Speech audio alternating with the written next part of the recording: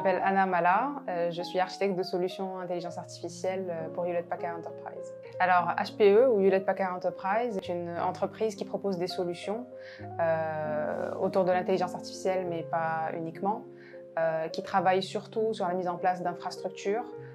mais aussi de services et de couches logicielles pour faciliter la vie des data scientists, des métiers en fait, autour de l'intelligence artificielle afin de pouvoir développer de façon efficace et productive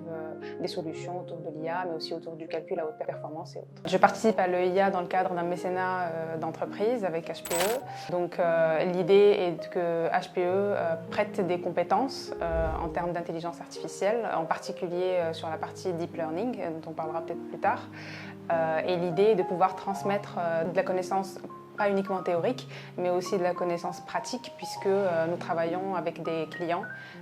et que nous avons une expertise terrain qu'il est intéressant de partager avec les étudiants aussi. On a regardé le jeu de données, on sait quel est notre X,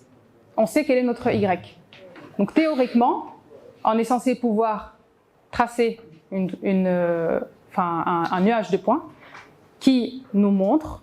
où se positionnent les différents points du dataset. Les raisons qui motivent ce soutien, c'est que au sein d'HPE, nous croyons aussi en l'importance de transmettre parce que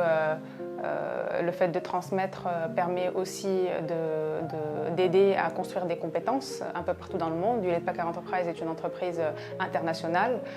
On a des clients au niveau de l'Afrique également. Donc c'est important de pouvoir transmettre les connaissances qu'on peut avoir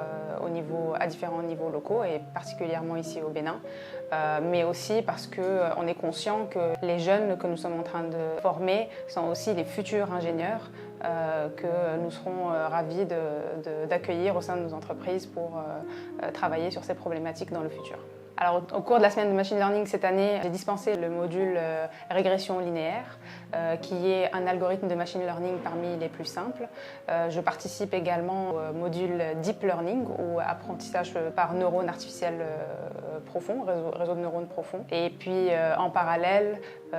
avec tous les autres formateurs, nous sommes présents au cours de toute la semaine en soutien à d'autres cours pour les autres algorithmes de Machine Learning également. Ce qui est intéressant au cours de l'EIA, c'est que pendant la semaine, aujourd'hui, on parle beaucoup de réseaux de neurones artificiels, de deep learning, mais ce que je trouve personnellement intéressant, c'est qu'il y a une variété d'algorithmes. Il y en a qui existent depuis plusieurs années, qui sont utilisés depuis plusieurs années, et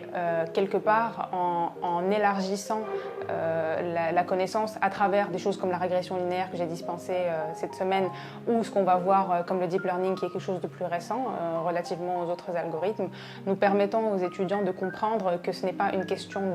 d'effet de mode, c'est-à-dire suivre les nouveaux algorithmes qui sortent de façon aveuglée, mais plutôt d'avoir une réelle compréhension du pourquoi et quand est-ce qu'on utilise chaque algorithme et quand est-ce qu'il est pertinent de l'utiliser. Aussi parce que ces algorithmes-là, et ça c'est des questions qui ont été abordées pendant le cours, ces algorithmes-là sont aussi gourmands en termes d'énergie, donc il est important d'avoir une approche intelligente, pour le coup humaine, en intelligence humaine,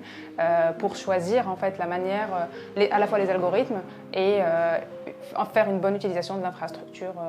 en dessous. Je pense que c'est une vraie richesse pour ce genre de formation, puisqu'aujourd'hui l'intelligence artificielle n'est pas que pour les informaticiens, c'est quelque chose qui touche à tout un chacun, et donc il est important que dans toutes les disciplines, même si ce n'est pas l'informatique,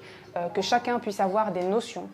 pour vraiment comprendre ce qu'on peut tirer de meilleur de cette technologie-là. Donc ce qui m'avait vraiment marqué, c'est ce côté-là, la qualité de la formation, la convivialité bien sûr, avec on va dire toutes les personnes qui participent, qui œuvrent, que ce soit les formateurs ou même les personnes qui sont à l'ombre.